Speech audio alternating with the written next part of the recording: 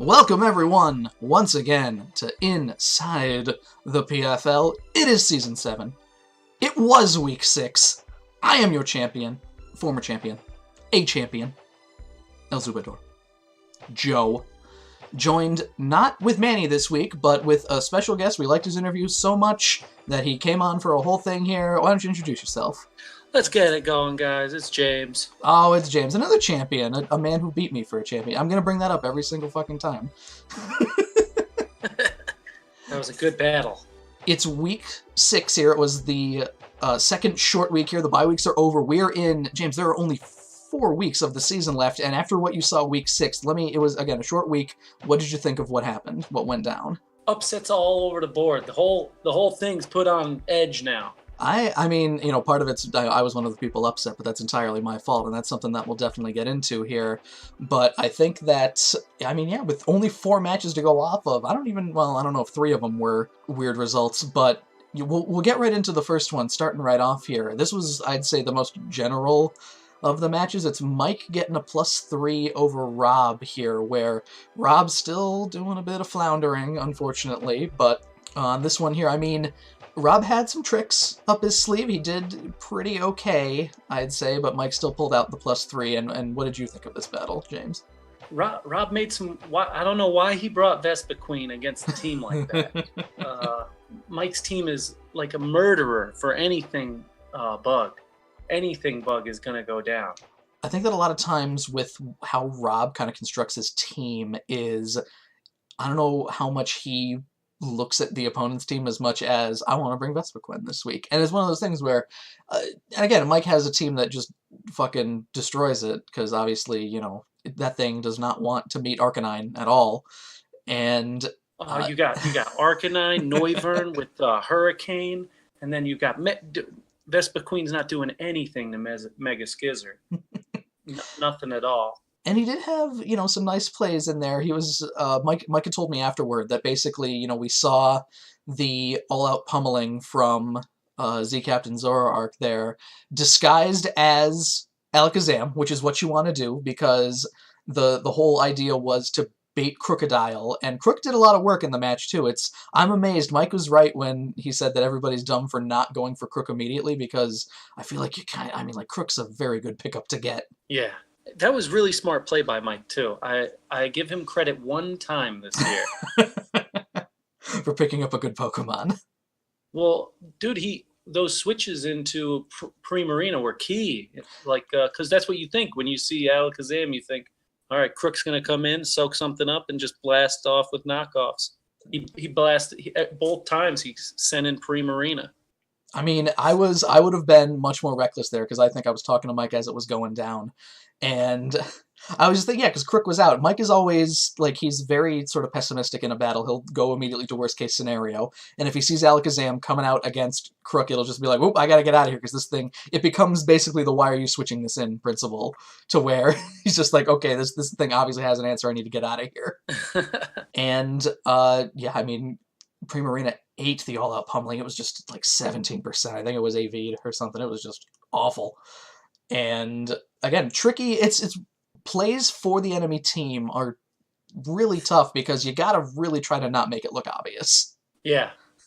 I could definitely say something in my game where I did something like that, and of course he's not gonna, you know, when your opponent has all 6 Pokemon, there's no way that they're gonna fall for it, and they're just gonna switch into what would normally be the, you know, you don't get greedy, basically, is the principle of it. Yeah, you don't want to get too greedy, ever. Dude, I really like the way Mike played in this match. That Miltank set put in some major work. Mario would have loved that. It would have been right on top of his list. I mean, Mike's been doing some interesting shit with Miltank this time. A lot of when Mario used it last season was, I feel like, kind of slotting it in to, like, use crazy moves for coverage and things like that. But Mike's basically treating it like Chansey a lot of the time. Yeah.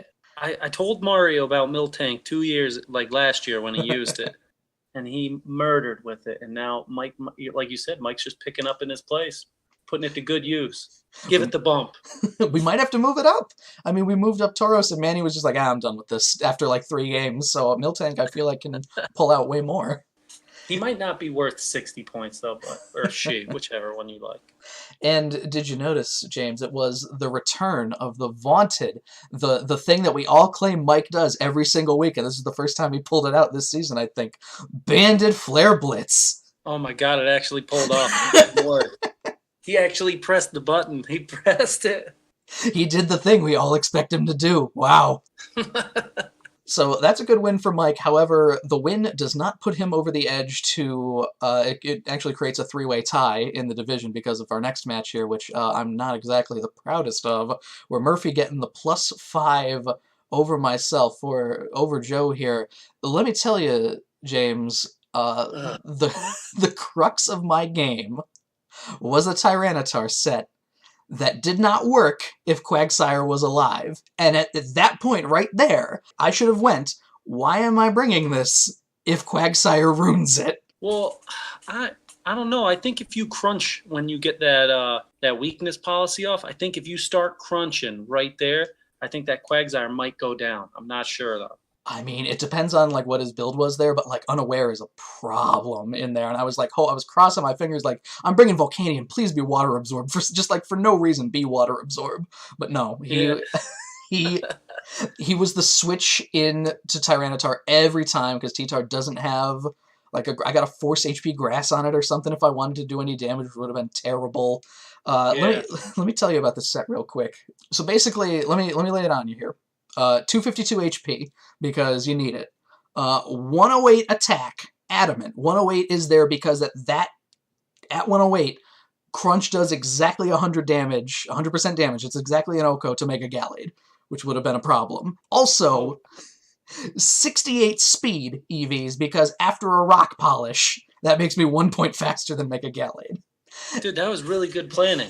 I like that. I like that a lot. The rest went into special attack, because, now this is another thing, I overprepared for Bisharp, who did not show up. The other move I had on there with Tyranitar was Hidden Power Fighting to deal with Bisharp and Furfrou if it came.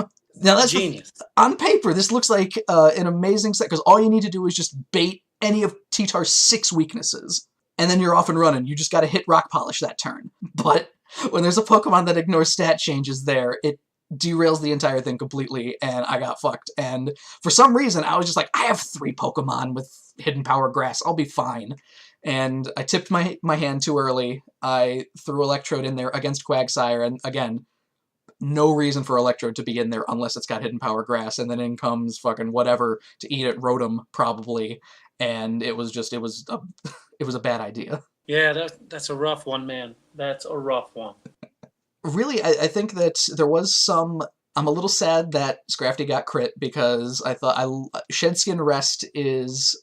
I like it a lot, but... You deserved it, though. No, I did. You're right. No, I said to you earlier, with how I was fucking dragging that match down into the mud, Mike called it shameless, and it is... I am not ashamed to say that I fucking... If it comes down to it, I'm gonna do it.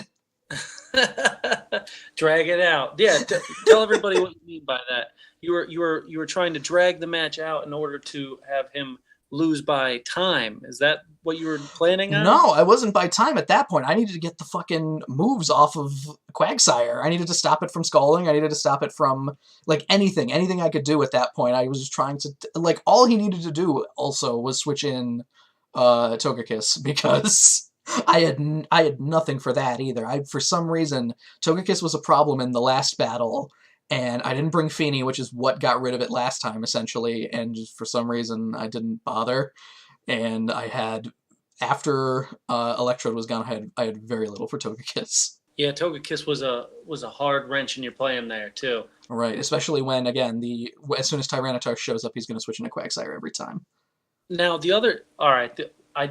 this is another good play. I like this play by Murphy, right in the middle of the match to turn the tie. At the beginning, you had full leverage. You hit him with that taunt. You get that Volt switch off. It looks like everything's going your way. And then he played around. That was a very talented way of playing around Volcanion. He set that up very smoothly. As soon as it happened, as soon as I hit Earth Power once, I should have been... He's got to switch into Rotom here. Flamethrower. I'm almost 100% certain that's an Oko. So if I hit Flamethrower there instead of Earth Power, again, the obvious switch, I was playing a little too quickly because of the timer, but if I thought for a second and hit Flamethrower, I think, not that it would have not that I would have won, but, it would have helped keep things in my favor at least. And Yeah. Volcanion wouldn't have died. Were you expecting that choice scarf on that too, or that was a play right there too? Now that's the thing. I assumed at like 70% health or whatever Volcanion had. I was AV'd. I had 252 HP. I was like, whatever he's got, I'm fine. Whatever. And no, I wasn't. Rotom is a little scarier than I thought. Especially when this match was one that broke my winning streak at Mario's house. So I think that because I had, first week of Volcanion, I thought if I had the calcs in front of me, I might have been able to do a little better with it. I might have just not. Sometimes these things happen, but it was definitely a good win by Murphy. He goes into the first place slot in the division, which is he was sitting in comfortably for almost all of last season in whatever division that was. With Mike last season, but right now, Emerald and Platinum are looking extremely competitive. They minus are. Rob. Well, everybody's either 3-1. Sneaky's 4-1, which we'll get to that here, but everybody's very close. But he doesn't have the pluses. It doesn't look like. So yeah, I agree with you. We'll have to get on that. Speaking of here, somebody with the pluses going on to the next match. Kyle over Mario +4, which was another kind of Mario surprised Kyle week 1, and he managed to get a pretty good win out of it. But so a lot of this was usually I'll help Mario, team build and things like that. I'm over at his house. I just lost at this point, and I'm just like, my mind is somewhere else completely. And Mario's just like, all right, let's team build, and I'm like, oh fuck. So I wasn't very helpful. No, what's really weird about that match? They start. The first time they met, that Hariyama played off against Electros right at the beginning also. Do you remember this? Yeah. He used knockoff and did not knock out the Electros, and it pulled off that volt switch. He learned this time. You just close combat the hell out of that person. you gotta get rid of it. And I think that, I don't know if Mario was too much on his laurels here. He didn't really, as soon as the team preview came up, he went, oh, right, Kyle has Mew, which isn't really how you want to start your battle. Yeah.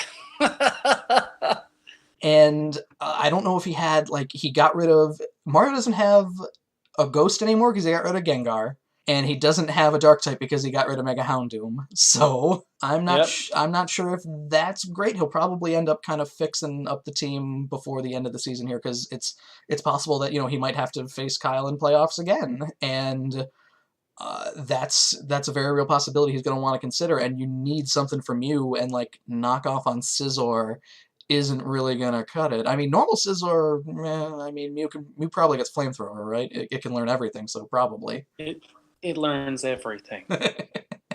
So that's not something you want to deal with Scizor either. But one thing the only thing he really had to deal with Mew, I feel like, is that Starmie. And he did not bring it in that match, and that was rough on him. Yeah, what he did bring, I'll let you into a little insight onto a fun set that was put together. Mario was curious about how to get around. How do you get around Gastrodon? How do you get around Gliscor? So he brought James Freeze Dry Mamo. Oh, that's awesome. Freeze Dry Life Orb Mamo, which I think that, I don't remember if he put 252 in a special attack, but it was, even with a minus special attack nature, I'm fairly certain it O-code both Gliscor and Gastrodon, and then of course Gliscor didn't show up, but it still could have done something. Unfortunately, he didn't really get to use it, but that's just kind of how it goes. And Gastrodon went down pretty early in the match too, which was also something that was a little crappy for him. Yeah, that's true. That early play right at the beginning, I loved it. I loved, and I felt like Mario's got to do something with this Breloom Emboar combo he's got here. The double fighting there really doesn't help his Grass Water Fire out. No, I think so. I'm not exactly certain. I feel like I know I'm a big proponent of Mega Houndoom. I feel like it's much better than it's worth more than 100 points, but then Mario picks it up, never uses it, and gets rid of it. So Yeah. his rationale was he needed something bulkier, so I understand, but it's one of those things where Go full attack, Mario. Just blast into people. You got Electros. That's all you need. that's what he should be doing. And so yeah, Kyle gets the win there, which puts him at, I believe, like plus 11, which is pretty impressive at this point here in what's going on. The last match that we have to talk about here, putting him into first place in the division, putting him in the 4-1. How do you feel about a newcomer, James, sitting at the same record as you and Manny? Well, he does have the best Pokemon in our draft format, so it does help to have that monster first pick. That's very true. Lando did what it needed to do in this match, which I really like. The whole reason that Rabambi is on that team is to get Sticky Web out, and you see it there. Presumably, max speed invested, Mega Alakazam suddenly becomes slower than full speed invested Landorus Therian, which is gigantic, because it means that anything at all affected by Sticky Web that's not scarfed is automatically slower than Lando. So which is terrifying. Not where you want to be.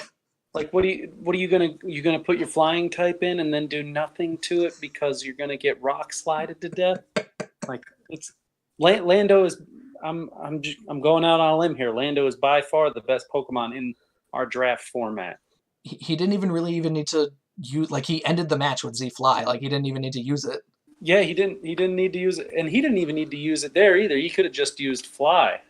I doubt it had Protect on it. Is it more disrespectful to end the match with Fly or Z Fly?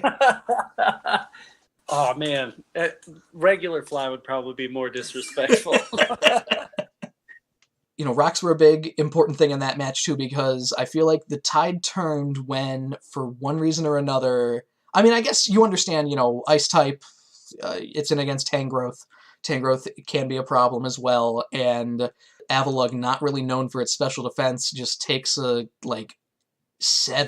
on a Giga Drain. It's just really bad, and it's so slow just murdered. Yeah, and because he needed, I was concerned because as long as Avalugg was there, it could get rid of the rocks, and the rocks, because he brought both flying types too. He brought both Thundurus and Hawlucha to try and deal with Lando, and both of them, because the rocks were there, it played big into how the rest of the flow of the match went. I really was hoping Gage would bring Choice Scarfed Entei to this match and just run train. Dude, I love Flare. Teach him, Mike. You got to run the Flare Blitz when you get it. Just blast everybody. I know, I agree, because I feel like a lot of you kind of need Entei in there because Tangrowth is a problem, and the nice thing about Entei is it's so powerful that a Flare Blitz will destroy even Tangrowth. So and what is the other one? It's Sacred Fire it gets, right? Yeah, that too. Just disgusting. And that's the thing is you start to discourage Lando switching in on it too, because it might get burned from a Sacred Fire. Yeah, and you don't want that happening at all. No, burn is absolutely awful. I really wanted to see. So I've seen some Toxapex builds where that Earthquake does not kill it. I was hoping I'd see one here, but he must have had a pretty specially defensive invested. Yeah, I'm not sure what happened with that, because I feel like it was at 70 or 80%, which I think the calcs for it were around there, so it might have been a roll, but I think that I was expecting Toxapex to tank at least one Earthquake there. Yeah, I was hoping for, and if he that was a pivotal play in the match too. Use that Baneful Bunker a little more. He didn't use it on the first turn. He actually expected the Earthquake right away and switched in, and he hit him with that U-turn. That Lando T comes through with the U-turn.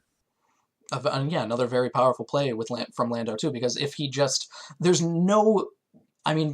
Baneful Bunker there, even if he hits Earthquake, nothing happens, so you may as well just hit Baneful Bunker, because then you might get the poison. Yeah. Maybe he didn't want to poison Lando, maybe he wanted to burn him, who knows? And Gage, come on, man, get rid of that goddamn slacking. I think Slacking's now been completely solved because I do know that he was bringing Protect was on Mega Blastoise just to stop Slacking. So Mitch, you hear this? You bring Protect on at least one Pokemon. Get ready for Slack. the Protect Tech, as Mario calls it. Did you notice in the match as well? So last week, Gage gets the 2 special defense drops in a row from Psychic, and it happens again this week on Blissey. Oh my! He must be the lucky. Him and Rob have to be the luckiest humans I've ever met in my life. They always get their freeze hacks. They get their 10% drops. I don't understand. Also, why don't you bring Psyshock is another thing, especially when you know Blissey is running around. Yeah, I didn't understand that either. But, he must know. He must know something we don't. He's going to get those special defense drops. I guess so. Yeah, really, because it dealt with Blissey just fine. And I'm a little sad because I know that like near the end he was just like, I'm just going to keep hitting Seismic Toss because I'm dead this turn. And then the one that was like possibly like it left him with like 4%. Like, oh, cool. Well, could have used softball, but oh well. But I think that, yeah, it was a pretty good week overall. Sneaky now sitting number 1 in Platinum. 4-1, +9. Now, keep in mind as well that one of those wins was from the no-show with Gage. So the +9 is from 3 wins, which is pretty good.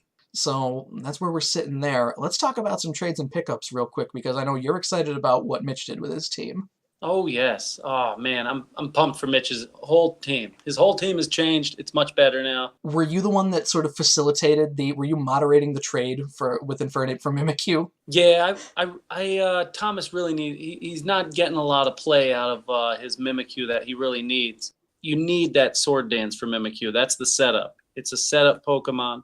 I honestly think he'll start pulling more wins out now that he has Infernape along with that Volcarona. And oh my God, he's got Vaporeon there to suck up anything you try to throw at those two. So he loves using Vaporeon. I think that was a really good trade for both of them because Mitch obviously doesn't know how to use Infernape. Well, I don't think it'll be as bad as Trevor, who I think on his first time that he used Infernape, it was a nasty plot build that only had physical attacks. Oh, yeah. That was pretty funny. I remember that. That was one of the funniest things. I think that was also the match where he beat Mike by tracing Chlorophyll.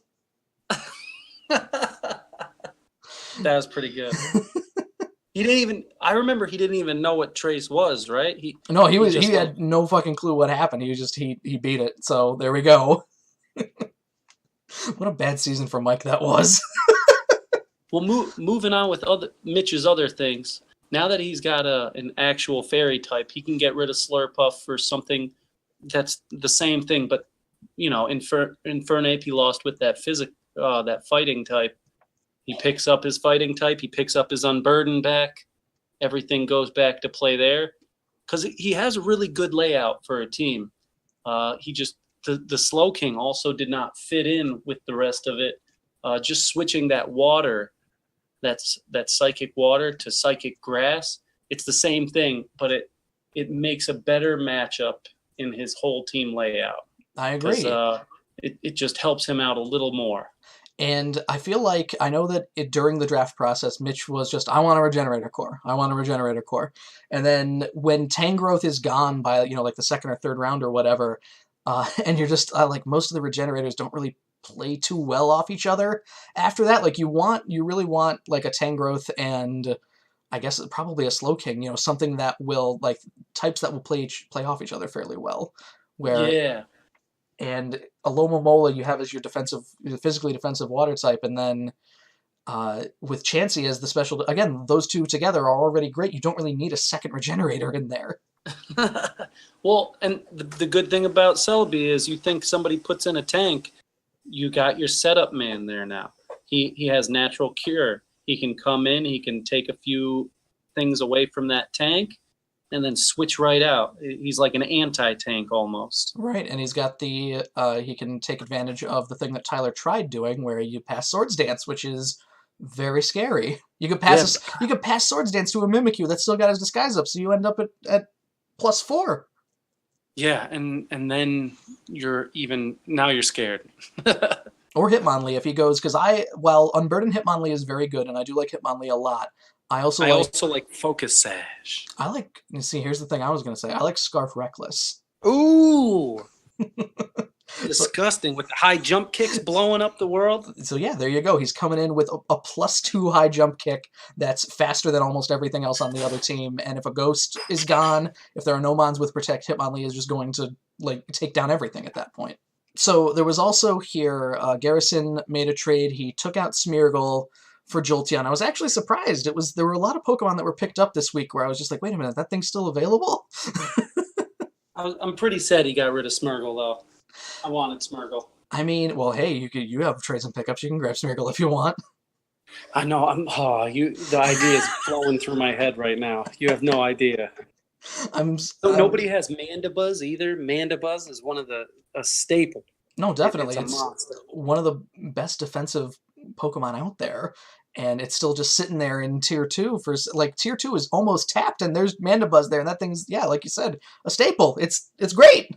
I also like Sneaky's going out on edge here. After he takes over the division, he just mashes his whole team up. I like these changes a lot too. I feel like Frostlass wasn't doing a lot for Sneaky in its matches. I think he only brought it twice, but both times it comes in and it dies. So he's got something a little more bulky now. He drops first Mienshao for Kyurem, which Rob discarded Kyurem earlier in the season here. Kyurem's not the best dragon, but its stats look like as long as rocks are gone, it could be very good as a bulky special attacker. The setup Manny used last year, the substitute setup for Kyurem, is that scared the hell out of me. That's always a good one. So he drops Frostlass here to get Drapion, who I'm also surprised was still available. Drapion with that Poison Dark typing that I like a lot. Only has the weakness to Earthquake, and then just so he's not, he's got a Dragon now, he's got a Poison type, doesn't need Dragalge, which I'm sad about because I like Dragalge a lot too, but he picks up basically not exactly the same thing, but Sock is just a slower Mienshao without high jump kick and without Regenerator. But you pick up stuff like Mold Breaker in the process, or Sturdy. Sturdy's a very nice play that you could have with Sock, where you just send it in to possibly die, but then you just, you clap right back and hopefully take down what's taking you down. I'm pretty excited for Sock. I've seen a lot of things with I used that Encore, what was it, Endure and the Custat Berry. Sock's kind of the same way. You get that reversal when you're at that 1% life.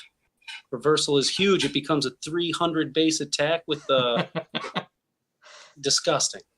It's basically an explosion. And finally, we have here what I wrote it in all caps because it's basically a big air horn play. I never thought somebody was going to go for it, James. Oh my God, I can't wait to see this. Manny drops Sneasel for Mega Audino. Dude, Mega Audino, you can't make a Mega. Dude, I don't know what he's going to use it for. It doesn't make any sense. You can't switch it in. You can't switch it into anything. It takes any shots before it's a Mega, and it's useless.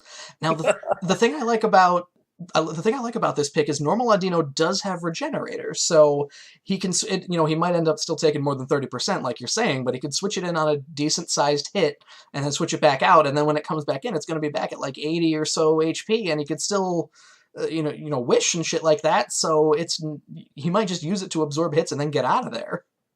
Figure out the choice scarf, the old figure out the choice scarf trick. I mean, he could just put Protect on a Pokemon, but Yeah, that's not a bad choice. But you don't want to waste one of your 4 slots, though. Mega Audino is, I feel like it's a very interesting play here. Normal Fairy is weird typing. I want to see what he does with it, because it's when we were looking it over, because I think last week we were talking about it, Mega Audino not getting Seismic Toss just sounds immediately just fucking throw it in the trash, because it's got Pixelate Hyper Voice with its 80 special attack. Wow, cool. I have seen a Mega Audino set used in a Alola Mold set also. It can be used almost the exact same way. It has about the same. instead of the electric grass weakness, it's got poison steel. So basically, it's you're going in there, you're hitting, Wish, Protect, Toxic, and I'm guessing Hyper Voice probably. yeah, and just stall out as much. And you could use Baby Doll Eyes. That was the one I saw. That lowers your attack. You become, and it goes first. Baby Doll Eyes has +1 priority. Does it? I didn't even know. There we go. I've seen sets like that, but there's tons of things you can do with this. I kind of want to see him use Last Resort.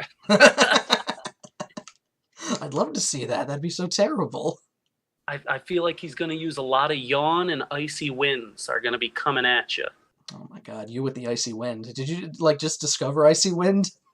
Yeah, Icy Wind is blowing my mind. It's such a there's no way to stop the slowdown. It just slows your whole team down.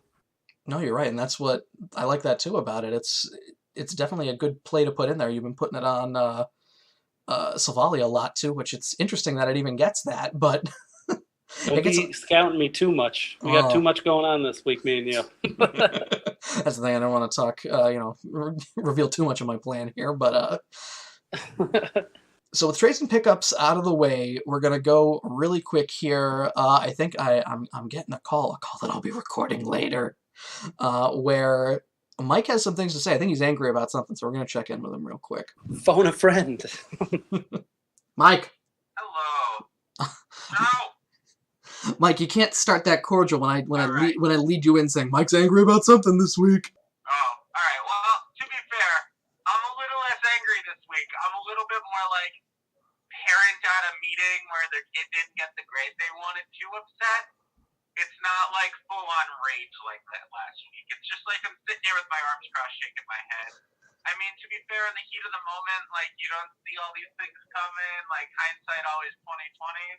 But, like, if I'm going to jump right into it, I got to start with myself just because it's the freshest in my head. Rob tried to play me, and he got played. There's nothing else to it. He tried to trap Crocodile with the move Zora Arc, and it didn't work because I brought other answers to it. At this point in time, Rob either better step his shit up or set aside 40 bucks because I'm about to eat some very delicious pizza and beer. Oh, my Not that God. Rob ever listens to these things, but dude, what are you doing? Like, I don't understand. It's not even like you can prep for a 4-year-old to beat Rob at this point. Moving on, you have your match where I was a little confused by some of your plays, but, like, I get it. You were afraid Roos was on Togekiss, so you didn't want to just keep spamming Leaf Storm into it. You let Volcanion die, but you told me that that's because you count for spec, or you count for not the spec, and then he spec Rotom and it hit you with T-Bolt. That was a little weird. And you also let Electrode just kind of die to Rotom as well. You just kind of kept spamming T-Bolt into it. I was a little confused by that because they were both your answers to Quagsire. Can I say they both had HP Grass. Can I say that that's the Mario influence? Because of the fact that Mario often has, they just, when asking Mario, if I'm just like, hey, should I just let this thing die? 99% of the time, he's going to be like, yeah, you want the clean switch here. I can understand that. You were with Mario, so you were game playing with him. Just, next time before you game plan with Mario, go, oh, shit. Those are my only really answers to one of his biggest bulky threats. Although you don't have to face him again either, because Murphy ain't making playoffs. Let's be fucking real. He's first in the division, Mike. How can you say that? Because we're just going to smoke him, dude. He's going to get smoked. Shit, I watched Gage and Sneaky's match. There was a lot of weird things going on there. I mean, Sneaky pulled the win out. Is he unaware that Blastoise gets Aura Sphere? Is that why he just kept slamming Scald into Avalugg? Is it because I'm just... There's a lot of me going, why? Good wins all around again. It's not like, oh my god, what the fuck are you people doing? It's more like, why? Why are you doing this over this? Like, there's a lot of things that I just don't understand. But hey, they were wins nonetheless. It wasn't a complete shit show this week. You can tell that Mario didn't prep at all. His excuse is going to be, oh, I didn't care. I just didn't care. I don't want to do it. Meanwhile, every time he loses, I wasn't there, but his body language does not give off his I don't care vibe. I can confirm. That might have actually been the worst, where Kyle just kind of had control of that match from the start. There was no point in that match from turn 1 on where Mario had a convincing lead. Unlike you, however, where the first 4 turns you were playing like 4D chess. You had like crazy shit going on where you just called everything. And I'm watching this match going, yes, yes, get him. And then my Steam died. It just dies. Almost like when your Steam eruption missed, which was a little upsetting. It was a little upsetting. I'm going to be at that too. That was, the internet went out at one point, so I didn't want to do Steam Eruption that turn because I didn't know what was going to happen. Yeah, okay. So not only did Tentacruel switch in and I didn't realize until after the internet came back in, but Steam Eruption also missed, so I was like, oh, cool, alright, cool. This isn't good, yeah. Feel bad. I finally got to do the Mike special. I finally got to flare blitz into a bunch of things until they died. Apparently Rob doesn't know that's what I do, so he didn't prep for it. But I mean, when you prep for that, I also bring Special Arcanine, Top Cough, Menace. So I mean, it's all the same. But not too much road rage this week. A lot more like head shaking disappointment. Maybe it's because this was the better half of our league. I feel like the other half, minus like James and Menace, is a lot of our weaker battlers, or a lot of the people who need a lot more coaching. Also, tinfoil hat, stealing it from Mario. Why the fuck does Menace always have the easy players? All the time, no matter what. Just say it. Just say it. He can say that he's made it to playoffs all he wants and brag about how he's pretty much playoffs every season. And then you can look at his records and go, yeah, but he doesn't really have the strongest schedule. So, I mean, Menace really that good? No, I'm kidding. Menace, he's right. Menace and James are definitely the two scariest people to fight in the league. They're just, you just do some janky shit. But no anger this week, just head-shaking disappointment. Hopefully we keep that up for next week because last week was awful, and I'm thinking about last week makes me shake in anger. I'd rather you be angry, so I'd rather the battle. I'd rather the battles be a shit show. Yeah, because it's more funny when I go on rants. But you know, this week I'm being honest. There was no anger. It was just actually have some good job, guys. You don't want to force it. I understand. I understand. Well, maybe a little over prepping for certain ones that didn't come. We've all been there. We've all done that. We've all made some silly ass mistakes. This week chalked up to normal nonsense, not what the fuck are you doing. But to be fair, guys, this is the first week that Thomas didn't lose. I want everyone to know that. Thomas didn't lose this week, guys. He also didn't win because he didn't play. But hey, he didn't lose. So I guess that's good. Go Thomas. He Cleveland Browns did. He didn't win, but he didn't lose. Hey, man, the Browns are doing better than the Patriots right now. Thomas definitely is the Browns. All right, well, that's all I have, really, though. Thank you very much for your tepid rage this time, Mike. Hopefully we get you a little bit more mad. But again, don't force it. Oh, next week with everybody back, with Thomas fighting, I'm sure I'll be quite as mad. There's going to be more to be angry about, I'm sure. Somebody's going to do something that's going to be really fucking stupid. And it's going to get your panties in a bunch. And but I thank you for joining us from your fun afternoon drive. All right, man. I'll catch you later. Goodbye. All right, well, so moving right along to Commish Picks here. James, how do you feel about being the second guest Commish picker? Because I didn't feel like asking Mario this week. I didn't take it too seriously. We'll see what happens. Well, Manny didn't take it seriously either because he didn't put him in yet. So we'll see what Manny says. Last week, to do an update on that here, I went 2-2. Manny went 1-3. Our guest Mario went 1-3 as well, only getting Mike +2. Good for him. The standings are getting pretty close. I'm one behind Manny at this point. The guest average is still completely tanked because Thomas missed an entire week pretty much. So let's go ahead and see if we can move the needle a bit here. Starting things off, we've got, okay, here, this is a very big, I've been talking to Mike about this battle a lot, James. Mike is 0-3 versus Tristan. He got clobbered. 0-3. He got clobbered every time last season. So oh my God. This is possibly the most important match Mike is going to have this season, barring a playoff match. Why the hell did we choose him? Spoiler alert, I chose Mike because I believe in him and also because Tristan doesn't have a Pokemon that completely solves Mike's defensive core like last season. Oh boy. And I chose Mike too. We're going +3. Let's see if he's got it. Yeah, I'd like to see that. We're putting the faith in, buddy. Also, I'm pulling for my guys in Emerald, of course. So you made some questionable decisions. Choosing Mike. Well, actually, no, I'm sorry. Mike was the only person. Wow, you have no faith in Tristan? That you chose everybody else in yellow? I kind of want him to lose anyway, so it makes it much easier for me to make the playoffs. That's true. It's beneficial for you. If he loses this one, he needs to get those pluses up. Exactly. And next up we got here Rob taking on Garrison. I'm going with a bold prediction here. I think that Garrison is definitely good. The wins that he has so far, one of his wins was from, getting the double freeze, which was absolutely horrendous. I want to take Rob +3 here, getting a big win out of the gate 7 weeks into the season. Well, I know Rob's not going to listen to this anyway, but his team building is not what it used to be. He's not paying enough attention. I think Garrison's going to pull it out again against some wacky sets, but I think he gets that +1. That's a good one.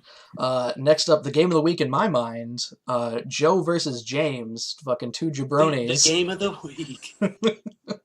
I got myself +1 because, again, I've said it 100 times. I've never beaten you in this setting of just me versus you. So I gotta trust in myself to pull it out, but only by the skin of my teeth. This is a big week for both of us too. Like I don't want to let the rest of the people, like Joe Thomas is out, but I don't want to let Tristan or Garrison back into this. And you need to stay in your division. That's your division is the 3 and 2, the 3 and 2s. They're coming right. Especially, and you're only what, +2 away from the top. Yeah, the top's a +9 and then a +7. Especially on a week like this, where if it's a Conference Cup week, so nobody's like feeding wins off of each other. If Mike and Murphy win, suddenly I'm not in a good position, sitting at 3 and 3, while everybody else is 4 and 2. Next, we have the last aforementioned match here: Murphy taking on Thomas.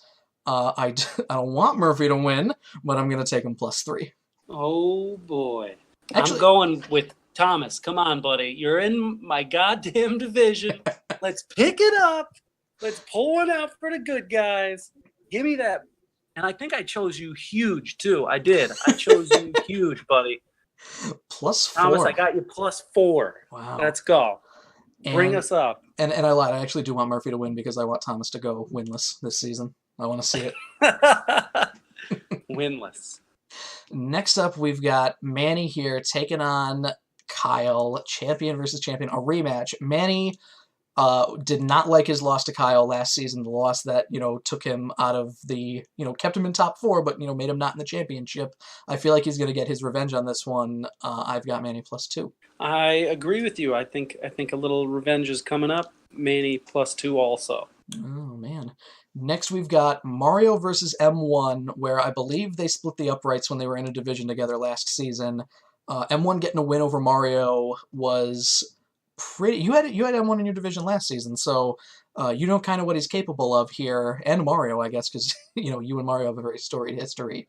I've got Mario +2 on this one. Now M1 last year, I didn't know anything about him. Still kind of don't. Never seen his face, but he's a very good battler, and I just think his team matches up much better than Mario's, and I'm giving him that +3. All right. Next, we've got here Sneaky taking on Dan. Dan's scratching and clawing, but unfortunately, I don't think, like, again, you've said, you look at Sneaky's team, you see Lando, you see Tangrowth, you see Blissey. It's not something anybody wants to deal with, and I think that Sneaky's going to take this one +3. I totally agree with you. I see Sneaky clinching basically the division right here with this win. He's going to make playoffs after he gets this win. Oh wait, never mind. We got 4 weeks left, right? Not 2? Yeah, we still have a while to go, and I think that 5 wins is basically like the bar. Like, as long as you have 5 wins, there's a very good chance you're getting into playoffs. I agree with you. I think he's going to make it after he wins this week. I got him +2. Yeah, that's a good one. And then finally, we've got Gage taking on Mitch. Mitch's team changes. I should have taken Mitch, I think, but I took Gage +3 because I think that Gage has a very interesting team as well. And it's one of those things where Gage got a win. I believe he got a win against Kyle last season, so he knows how to work around like Chansey and Alomomola. He knows how to kind of deal with that. So I'm going to say he's taking this +3 because really once Mitch loses momentum in a match, it's pretty much over. I feel Mitch pulling out here. I feel him pulling out a big one. He's going to pull up. New team, new Mitch, new coach to help him out. I'm going to give him a few pointers this week. Let's see if he can do something a little sneaky to Gage, pull off a +2 for me. And at that point, if everybody else in that division is getting smacked down, if Mario ends up losing to M1, if Manny beating Kyle here, and Mitch getting the win, like you said, sneaky pretty much, he's got the division locked up at that point. Yeah, I agree. I think everyone except for Sneaky loses in Platinum. That's what I went with, right? Yeah. I believe so, yes. And I'd actually like that too, because I think that Platinum also put a beating on you last time, so... Those sons of bitches in Platinum, they raped us. So hopefully Yellow does a little better this time. Hopefully not too much better, because it's against my guys, but, I'd like to keep you guys at 0 still. I believe my division has constantly been the worst in the Conference Cups since the beginning of Conference Cup. I remember the first Conference Cup we ever did, I think the first week we were losing by 17. I think it was like a +4, +4, +5, and like a +3 or something else with that. And it was, like 3 +4s and a +5. It was disgusting. I'm like 90% certain you're right because, that was just red versus blue or something like that. And red got absolutely whooped and it was no good at all. And then you guys finished with, I believe, 2 Conference Cup points. Yeah, I consistently have the worst Conference Cup team. So we need to step it up here, Yellow. I don't have very much faith in you. Let's pull something off. That's why you're losing. That's why I was going all behind my Diamond Dogs last season. That's why we won the Conference Cup last season. Diamond Dogs. So I think that with this here, going into, this is the second Conference Cup week 7, the end is on the horizon. We've got the rosters lock up after next week's battles. Everybody's got to start gearing up for playoffs, basically. So going into this week here, James, I have to ask you, is this the most important week of the season? Yeah, if everyone in your division, this week is definitely the most important. If everyone in your division minus you gets a win, it is going to be it's going to be a dogfight these last 3 weeks. These last 3 weeks are going to be just dogfights. I agree, and that's, you don't want to find yourself in that position. So with any luck, I get a win, and everybody else gets a loss. So I think then, James, thank you very much for joining us on this episode of Inside the PFL here. We're going to close the book on this one. It's very clearly the most important week of the season as we go into this week here. So I think then, for Inside the PFL, I am Joe. Oh, say goodbye. Say goodbye. Oh, I have to say goodbye. And I am James. And everybody, as we're going into the week here, it's Conference Cup. It's one of the best weeks we got going here. Everybody, have fun. Good luck, everybody. Good luck out there.